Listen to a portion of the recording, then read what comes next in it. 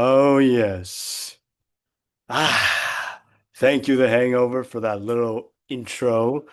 We are back with season number three, episode number one of the Courtside Podcast, everybody. I am your host, Ki-Hoon Lee. Thanks for joining me on this lovely Monday night before the NBA season. In this week's episode, we discuss about the Fred VanVleet injury and why I think the Rockets are just going to be A-OK despite losing one of their top players in their roster. We're also going to be discussing about Kevin Durant's pay cut and give you my initial thoughts about it. We're also going to be ranking every single NBA head coach heading into the 2025-26 season and more. If you enjoyed this video, please give a like, subscribe, turn that post notification bell, like this video, and comment down below if you're excited for opening week. Without further ado, let's get into the video. So let's start with the first topic of this week's episode, and that is the Fred VanVleet injury. Because as many of you guys know, Fred tore his ACL, and according to Shams, it is not that good for Rockets fans, especially considering that this team wants to compete for a championship. And unfortunately, they can't without their top guys. This is what Shams had to say when the news was broken out, and it is not very good. Here it is. NBA insider Sham Sharania, what do you got? George, this just in. Fred VanVleet, the Rockets starting guard, their leader, he has suffered a torn ACL. This is a devastating blow, potentially season-ending injury for Fred VanVleet. He is out with a torn ACL. I'm told he suffered the injury clearly very recently here. I know he's been back working out at different points, was just named the president of the NBPA this offseason as well. But he has suffered a torn ACL for a team in Houston that expected to be one of the championship contenders this upcoming season. They just acquired Kevin Durant. They have Amen Thompson, Alperen Sengun. This is a pretty deep loaded team, but now they will be without their starting point guard, their veteran leader, potentially for the entire 2025-2026 NBA season. Now, I know a lot of people are saying that, oh, the Rockets, they're screwed right now. I don't think they're screwed right now. I think they're going to be okay. I think I remember hearing, I think a couple days ago that Mike Malone said that Ime Udoka has said to the media that he's going to have Amen Thompson start at point guard. In fact, I think it was leaked earlier today, actually, that Ime Udoka has officially, I think, solidified his starting five for tomorrow's game. He has Amen Thompson at the one, KD at the two. I think it's Jabari Smith Jr. at the four, and I think it was like, or I think it was Tari Eason at the three, Jabari Smith at the four, like Jabari Smith Jr. at the three, and then I think he had Steven Adams and Alperen Sengun at the four and five. Let me tell you this right now. The Rockets are playing what the Bucks used to play. If you guys don't remember back, I think it was like 2K18. I know it's a really bad 2K for most folks, but I think there was a part in the game where Kevin Harlan said on the broadcast in the 2K game where the Bucks back in the day were playing tall ball because they had like, Giannis, Jabari Parker, and Thon Maker, and even Malcolm Brogdon, who was really tall as well. And honestly, that's a pretty scary team right there, especially when they have size, they have length. Like I won't be surprised at all if that team, that starting lineup, goes for at least 30 blocks because that's crazy, man. Like you got Amen Thompson, who's like 6'7". Obviously, we know KD is like 6 foot 11, sometimes 7 feet. You got Jabari Smith Jr., who's another 7 footer. You got Steven Adams, who's a 7 footer. Alperen Sengun is a center. Like this is crazy stuff, man. And to put this all into a concise format, I think the Rockets are going to be fine without Fred VanVleet. I think Reed Shepard, like we saw Reed in the preseason, I think this past weekend, past preseason, that he's ready to take that point guard role. All right. And I hope he does because this kid's a stud. All right. I know he's 6'3", he's short, but like, come on now. Like, there's a lot of point guards in this league that are 6'3" and they're still good. Not saying Reed can't do that. I'm just saying, like, come on now, Ime. You got this. But yeah, give me your thoughts about the Rockets losing Fred VanVleet. Are they going to be fine or are they going to be worse? Let me know in the comment section below. Now, speaking of Kevin Durant, he just signed a new contract with the Houston Rockets, and it was actually quite short in terms of the money. And Shams again has more on the latest. Shams, take it away, my friend. Welcome back to Sports Center. We're going to take a pause from the NFL to bring you some breaking news from the NBA this morning. We welcome in senior NBA insider Shams Charania. Shams, what do you have?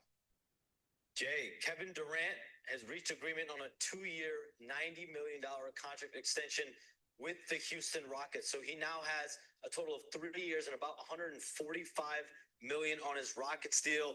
His business partner, Rich Kleiman, tells me he also has a player option in 2027, 28, but this sets Durant up to retire in Houston. His deal is, though, $30 million under the max contract of $120 that he was eligible for, significantly less, but he understood when he chose Houston as a preferred trade destination in June that he'd be sacrificing money potentially for the long term in order to partner with the franchise, whether it was going to be a Houston, a San Antonio, a Miami. Ended up being Houston when he was traded from Phoenix, but this now gives the Rockets some team building flexibility moving forward, and Durant does lock in significant money here. And Jay, as a note, he is now the NBA's all-time leading career earners amount. So he's got the highest amount in career earnings in NBA history, surpassing LeBron James.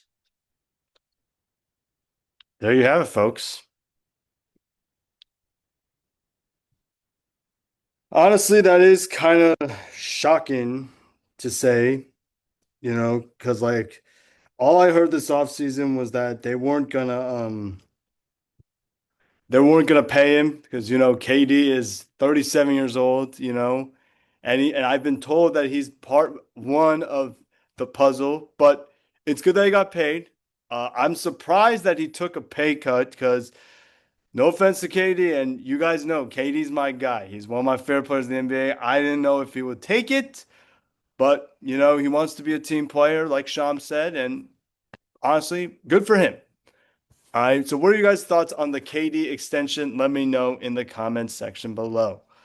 So, now we're going to get into our next discussion topic, and that is going to be ranking every single NBA head coach for the upcoming season. Now, keep in mind, like, I don't know a ton about these coaches per se, so bear with me on how well I do in these rankings, because who knows, I might be saying something absolutely out of this world. So here is the tier list. As you can see my screen right here, we have the bottom tier, which is I don't know yet. These are like first year head coaches or coaches that are like their first year as a coach of this team, because there was a lot of coaches that were either the interim head coach or like a brand new head coach and stuff like that. On top of that, we have it's not them, it's their situation. Like they're in a really tough spot. Below that, we have the solid head coaches, like coaches that I think that are pretty good. Below that, above them, we have above average. Like they've done a lot for their organization. Wish they could do a little bit more. And then obviously we got the top tier, which are the elite head coaches in today's NBA. So let's start with the Blazers with Chauncey Billups. I think he's a solid head coach. I mean, his team has been very like young over the years. I thought they gotten a lot better towards the second half of last season. They got their defense I think was amazing last year. They were top 10 in defense. All right, they got solid young players like Scoot Henderson, Donovan Clingan. Obviously, we know about Denny Avdia, Tumani Kamara, and I'm also excited to see Hanson Yang. You know, this team is headed in the right direction, and once Dame comes back, You can argue this could be Dame's one of Dame's best teams in a long time, but that's just me. Next up, we got we got Doc Rivers. I think he's a solid head coach. I know a lot of people like NBA fans, like Bucks fans, hate this guy to the maximum level, but I think he's a solid head coach. All right. I'm not saying he's elite or something like that, but he's a solid head coach. Like throughout his coaching career, I believe he's only missed the playoffs only once in his coaching career, like once or twice, which is kind of crazy in today's NBA. Next up, we got Billy Donovan. I think he's a solid head coach. I mean, even though he's in a team that's like the definition of like mid, like he's a phenomenal head coach. He's a coach that's going to push you, but he wants more from you. Like I heard in an interview with Bradley Beal, Brad said this in a podcast that he embarrassed him and showed him like, this is how I want you to play. All right. All right. What you showed us in the film is not how we play basketball, especially at the University of Florida. Next up, we got Kenny Atkinson. I think he's an above average head coach. I mean, what can you say? Took the young Nets to the playoffs where no one said they were going to make the playoffs. He took the Cavs to arguably their best record that's without LeBron James, and I think he's going to get better as the years go by. Next up, we got Joe Mazzulla. I think he's an above average head coach. I'm not ready to say he's elite, considering that like last season was the first time in the Jaylen Brown, Jason Tatum era where they failed to make it to the conference finals in a while. Okay, you guys have to understand that since the Jaylen Brown, Jason Tatum era, they've only been bounced like out of the first or second round only three times, which is kind of crazy, because they've been with each other for like almost 8 years. Next up, we got Tyronn Lue. He's elite head coach, one of the smartest head coaches in the NBA, one of the best X's and O's kind of coaches. Like to me, he is the coach that like you would want to root for, but like also in a way feel bad for because he's had some injury issues over the years. Next up, we got Steve Kerr. I think he's an elite head coach. I know people are going to say he wouldn't be a good coach if it weren't for Steph or Clay or Draymond. Like Steph was already good before Kerr came into the Warriors, and now he's like amazing. Next up, we got Timo Isalo. I don't know yet much about him just yet. I know he was in the interim head coach for the Memphis Grizzlies last year, and he only got like 5 or 6 like games as like the head coach of the Grizzlies. And obviously, as we know what happened with the Grizzlies, they got bounced in the first round. So I don't know yet. We'll see. Next up, we got Quinn Snyder. He's an above average head coach. He is one of the smartest head coaches in today's league. And when I listen to Quinn Snyder, he's the type of coach that you want to like root for. Like I remember there was a video on the Hawks Instagram. I think it's saved on my phone where he talked about how like they pushed the Celtics to the brink. Granted, the Celtics did win that series, but they show like, hey, this is how you like win a playoff game.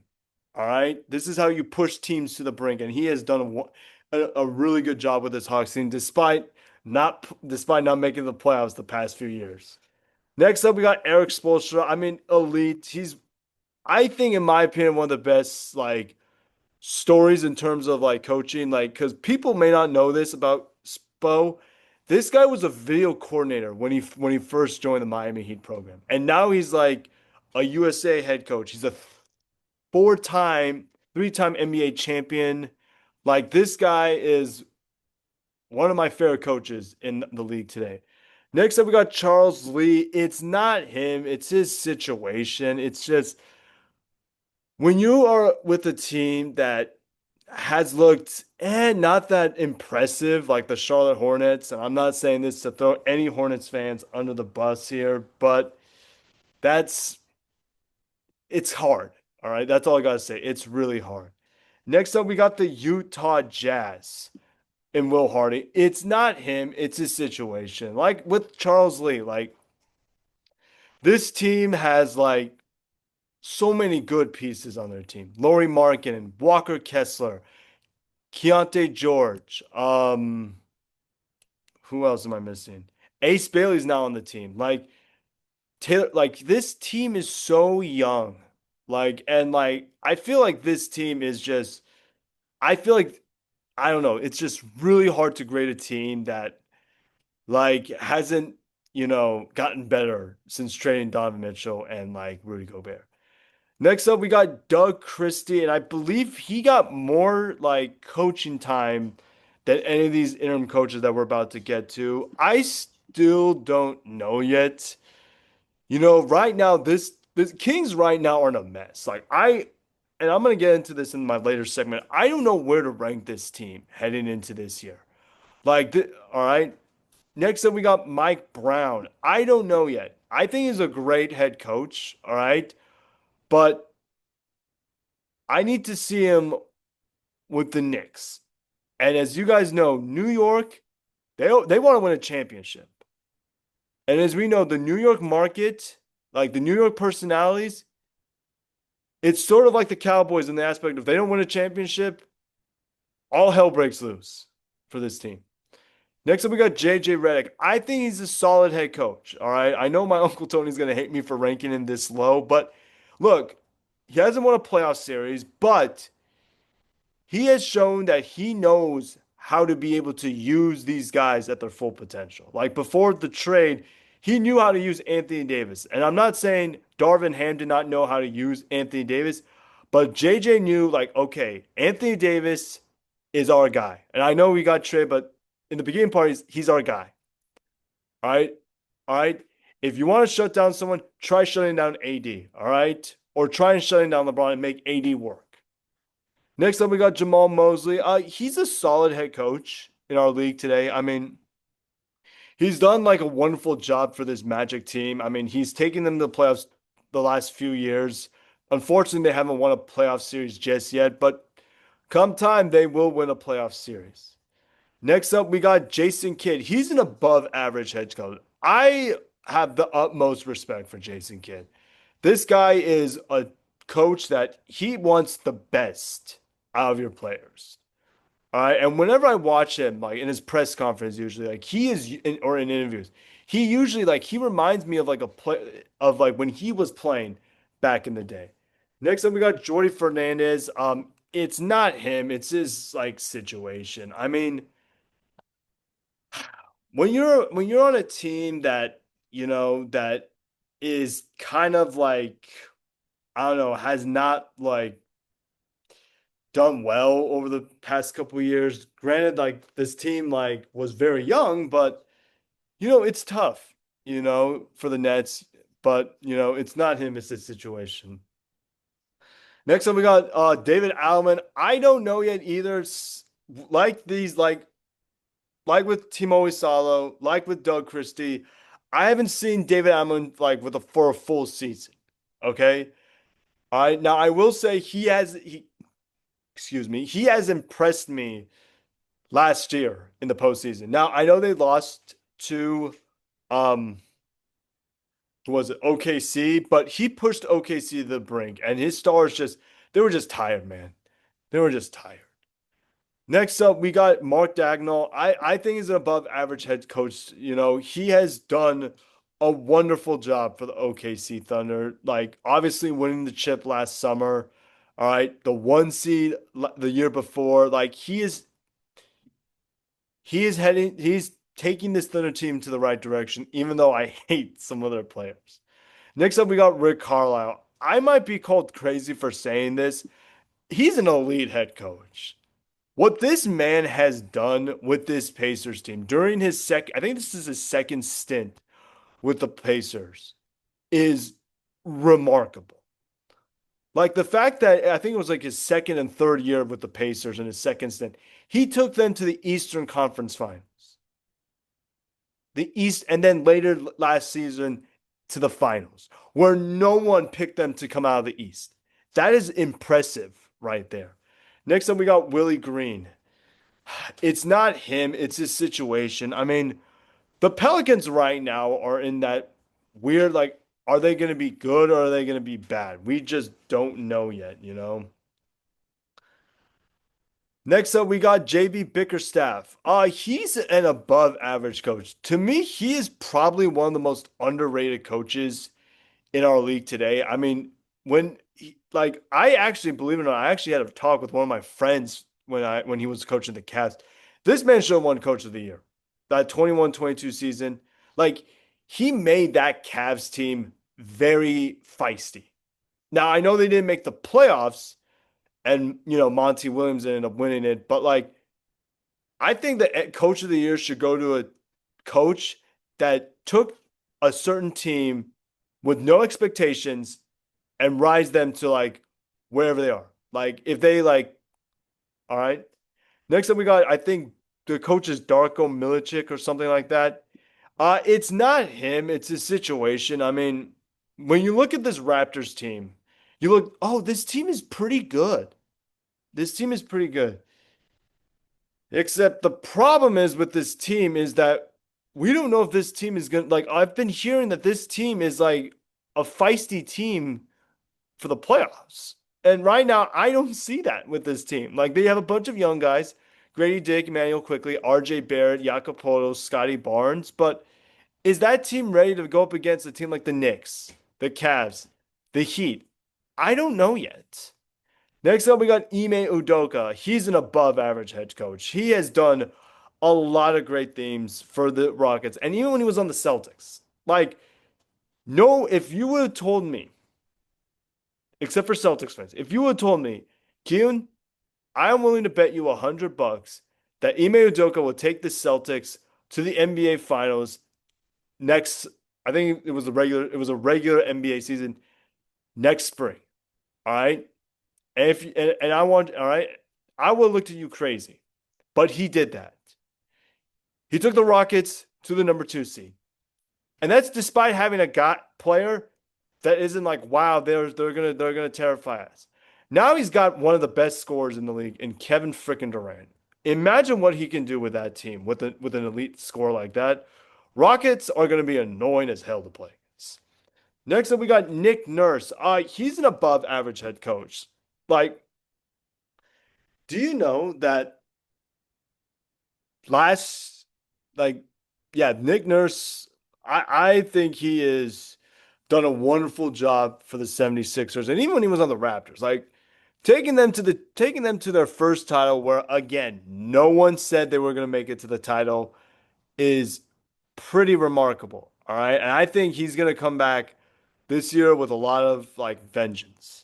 Next up, we got Mitchell Johnson, I think his name is. I don't know yet. Like with these other coaches that I've said before, I need to see how good this team looks without Pop, because he took over from Pop like I think towards the middle of the season, so he didn't get a lot of like game time action. So we'll see what happens.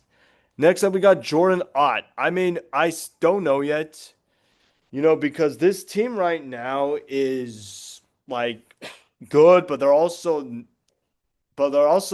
bad as well. So I don't know. We'll see what happens with this team right here.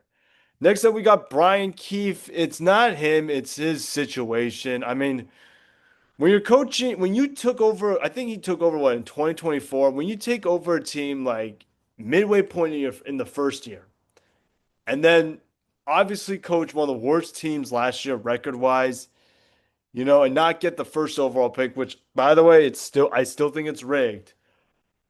It's really hard. And I feel like out of these guys right here, he is probably the first coach that I could think of that is most likely going to get fired. And it sucks.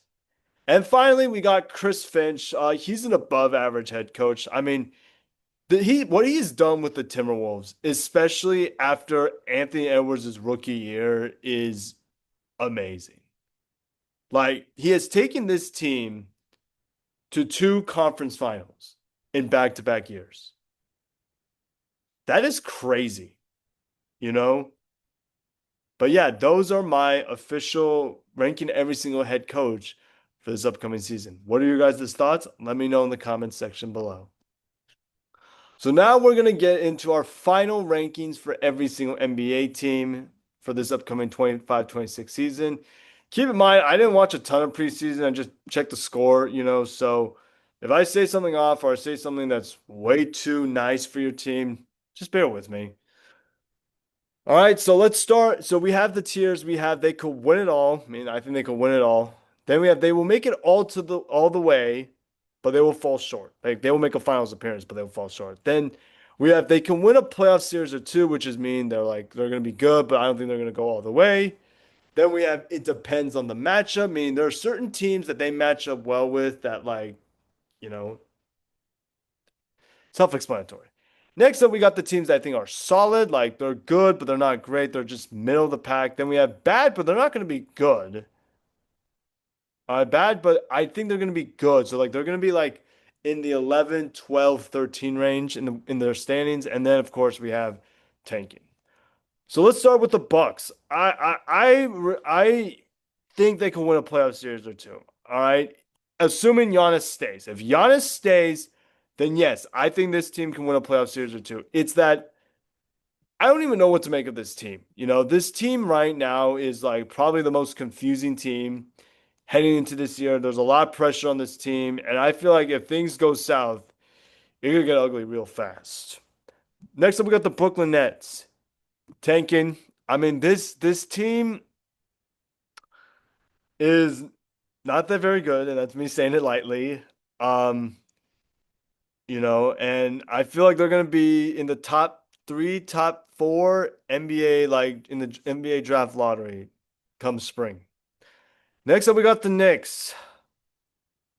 They'll make it all the way, but they will fall short. The problem with the Knicks the past couple of years is that they've had probably the worst injury luck out of any team in the league. And sometimes, like, that was due to Tibbs coaching. I love Tibbs, but he will, like, push these guys to the brink, which is not very good in today's NBA. Next up, we got the Raptors. They're not going to be good. They're gonna be bad, but I don't think they're gonna. But they're not going to be like really bad, like where the Nets are. No offense. Like I think they have some good players on their team, but right now, yeah, they're not going to be good. Next up, we got the Jazz. They're tanking. All right, this team has a long way to go in this rebuild, but I do think that they can do it. The problem is like I don't know how they're gonna do it, man. I don't know how their players are gonna take rebuilding, man. Next up, we got the Rockets. I think they can win it all. I know Fred VanVleet is out, which kind of sucks, but you got a scorer in Kevin Durant, and I think Amen Thompson is ready to become a point forward, I would say. And of course, you got a lot of depth on your team, and I won't be surprised at all if Alperen Şengün averages 10 assists this season. The Pelicans, they're going to be bad, but I don't think they're going to be good. Like this team right now, like they could make it to the playoffs, but I just don't know how far this team can go because of Zion and his health. Next up, we got the Lakers. You ready for this, Uncle Tony? It depends on the matchup because there's a lot of teams that I think they match up well with. All right. Obviously, you got the Wolves, who I think now with the Wolves, they have size that they can match up with Minnesota. Houston, I don't think they have a chance against Houston. Dallas, we'll see what happens. All right. Golden State, probably. The Clippers, maybe, but yeah. Next up, we got the Bulls. Bad, but they're not going to be good. Like, they're probably. I could see this team fighting for a play-in spot just because like they're very young, and I would love to see this Bulls team like become very good. But right now, as it stands, they're not going to be like playoffs just yet. Next up, we got the Wolves. They could win a playoff series or two. Like this team is capable of like going all the way to the Western Conference Finals. All right, it just can Julius Randle string and like all three games? That is the big question. Next up, we got the Blazers. They're gonna be solid this year. I really do. I'm not so high on them as other people are. Like, one of my favorite content creators is so high on the Blazers this year. So I'm not ready to say them yet. Next up, we got the Nuggets. They could win it all. I mean, this team won the offseason, in my opinion, outside of the Rockets. All right. They gotten better with their depth. All right. Jokic, I think, is coming for blood. Like, if there's a player that I think is going to come for blood this year, it is Jokic. All right. OKC, I mean, they could win it all. I mean, this team won it all last summer, so why can't they do it again?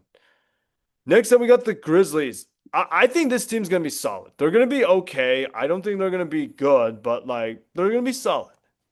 The Mavericks. If they're healthy, I think they could win a playoff series or two. This team is very dangerous. All right. I don't know about you guys, but like they are huge. Cooper Flag, Anthony Davis, Klay Thompson, Daniel Gafford, Derek Lively. And then when Kyrie comes back, oh boy, that's gonna be an annoying team to play against. Next up, we got the Spurs. I think they're going to be solid. I don't think they're going to be good. You know, a lot of people are saying, "Oh, the Spurs are going to make it to the playoffs this year, and they're going to make it." Yeah, as Lee Corso would say, not so fast. I don't think they're ready just yet. The only way I think they can make it to the playoffs this year is even if any of these teams have a season-ending injury. The Suns, bad, but they're not going to be good. All right, this team is going to be feisty. All right, they're going to be a tough out. I believe in Devin Booker, but the West is just tough. The Clippers. It depends on the matchup. I feel like this team has a lot of favorable matchups in the Western Conference, but I need to see it to believe it.